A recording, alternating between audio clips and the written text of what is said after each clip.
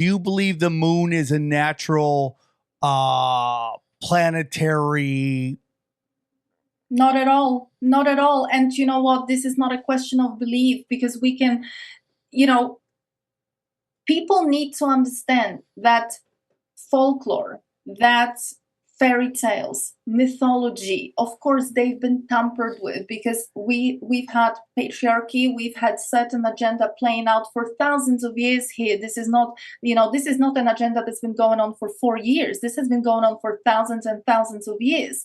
So the truth has been, flipped on its face. It has been changed. It has been tampered with. Let's not forget, history is written by the victors, not by the losers. So things have been tampered with. However, we should always look to these texts, to these accounts, to these stories, because there is always at least a grain of truth in them, and they tell us the exact story of what happened here. And like I say, Hermetic texts, I strongly advise people have a look into Corpus Hermeticum. People have a look into Enuma Elish, the Sumerian creation myth.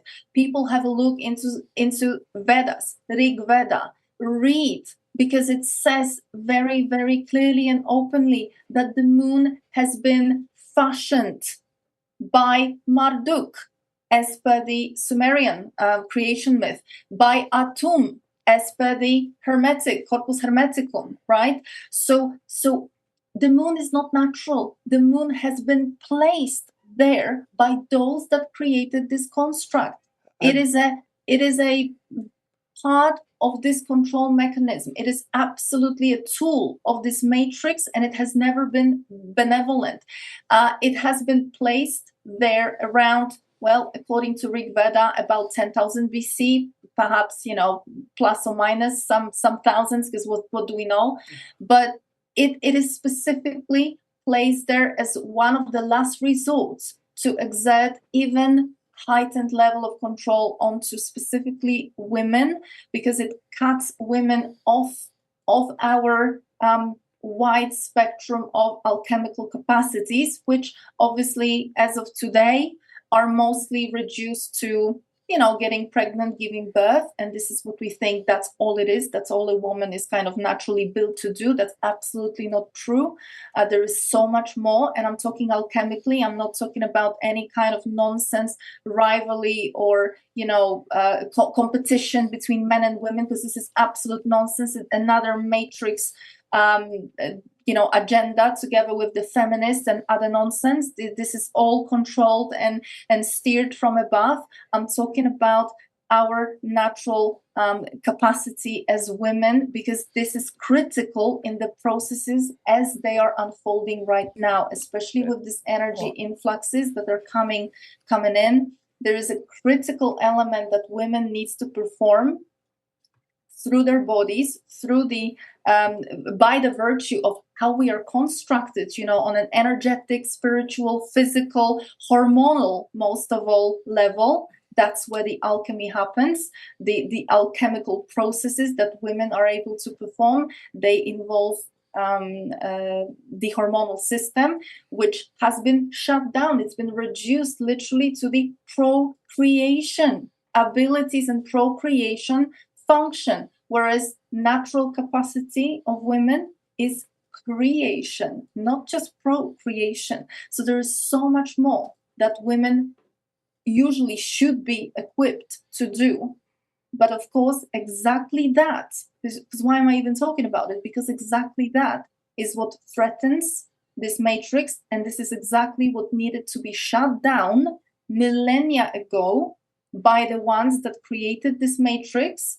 Because you cannot have the mechanism of control, you cannot have this matrix functioning the way it has been if women continued to stand in the full scope, in the full capacity of their alchemy, which is, in the kind of more day-to-day, in the more sort of day-to-day known. I'm talking about the witches of the past. I'm talking about the alchemical women who had a very, very advanced knowledge that goes, and wisdom, that kind of feminine wisdom. The Mary Magdalene, the Mother Mary, the ones that were educated in Egypt, very high level. They would have attended the mystery schools in Egypt, so they would have been exposed to a very high level of alchemy, and they would have been naturally performing these processes. And This is big reason why this matrix has gone after women, why patriarchy was brought in, and why for millennia women have been on purpose discriminated against. They've been sort of pushed out of our element, but also in many ways persecuted and of course sort of pushed into subservient roles. Did you have So- a question? Yeah, 'Cause so I have a follow-up. question. You were talking about like how the moon affected females. Would you consider the moon to be like a energy collector? Sam sometimes talks about like it being Pac-Man. Do you think? Well, you said it was constructed for something. What do you think it does? Do you think it does anything to energy? Does it collect it? Or I mean, soul collector maybe? Yeah, I mean, for sure, moon plays a part after death. So there is a lot of accounts that suggest that the light that a lot of people describe, that they see the light at the end of the tunnel when they die, that seems to be perhaps the light of the moon. So they are literally being drawn towards the moon without knowing it. I come from Poland, and we have these stories and legends. One of them, and maybe somebody will know, a legend about Jan Twardowski. This story goes that he basically, back in the day, people were not that concerned with money. They were concerned with psychic powers. They were concerned with magic. That's what they wanted. That was the currency. So the story goes, he has made a pact with the devil, meaning with the Archons, that they would give him access to certain magic or psychic powers. The problem was that he has traded his soul for that, which is that's the way it works. I mean, look into Hollywood. Yeah, I'm sorry, but the price for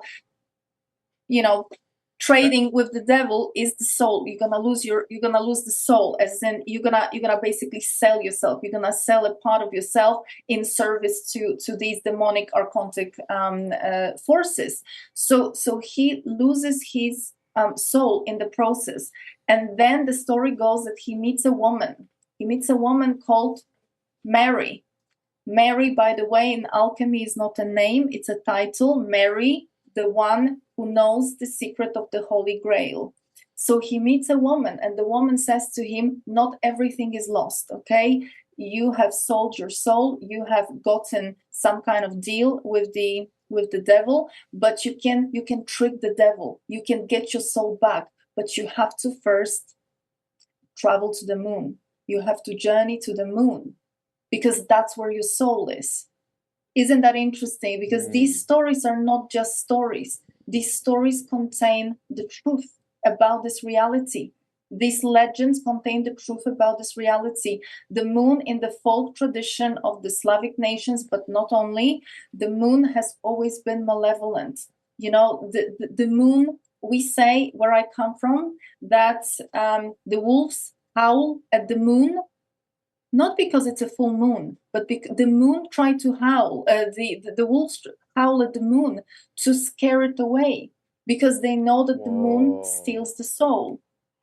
Especially for women, it is very dangerous that women do not sort of make that connection with the moon. On a different level, the moon is part of this matrix mechanism, which is streaming certain frequencies upon our third eye, upon the antenna that we have. So this becomes the sort of receiving end, and the moon specifically is responsible for mind control as a part of this zodiac mechanism, as part of the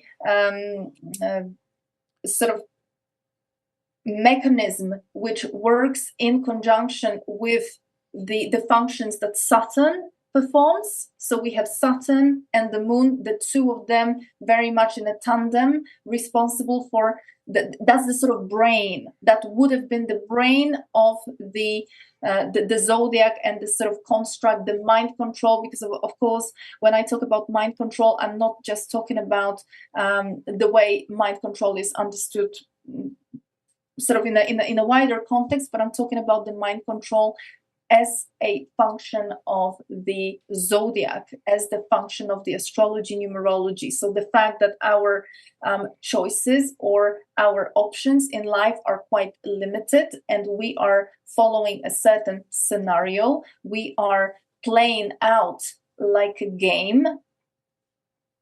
That's what the moon is partially responsible for. Apart from that, of course, on another level, the moon influences women. It influences the earth. It blocks some of the energies that come from the sun. It is a battle. They are in battle. Would you say the moon and the sun are in battle? The sun in all the cultures has been always seen and referred to as the feminine. It's been looked at as the portal, and the feminine do not fight. The feminine never enters a battle. The feminine does what she is designed to do. Whereas if there is any side effect of what it is designed to do, that might be some kind of effect onto the moon. So I wouldn't necessarily see it as a battle per se. I would say that sun does what it's designed to do, just like a woman. A woman should be doing what we are designed to do. We are not here to fight. That's, we leave that for the men to defend us, the men to protect us, the men to take care of us and create the right environment for us to feel safe, secure, so that we can enter into alchemy. So back to your question, what are the roles of men and women? The same with the sun. The sun's role as the feminine portal has nothing to do with sort of engaging into a battle or some kind of conflict with the moon. However, certainly the energies that the sun naturally should be conveying into this realm would have been hijacked, would have been blocked by or would have been in some way tampered with by the presence of the moon. So the moon targets these energies. What kind of energies am I talking about? The energies that have been right now since 2017 measured and confirmed to be flooding this realm. They are coming specifically from the direction of the Milky Way galaxy, the black hole at the Milky Way galaxy center, which is obviously the black hole that kind of feeds us with the so-called alchemically original codes of creation. Okay. Activating our DNA.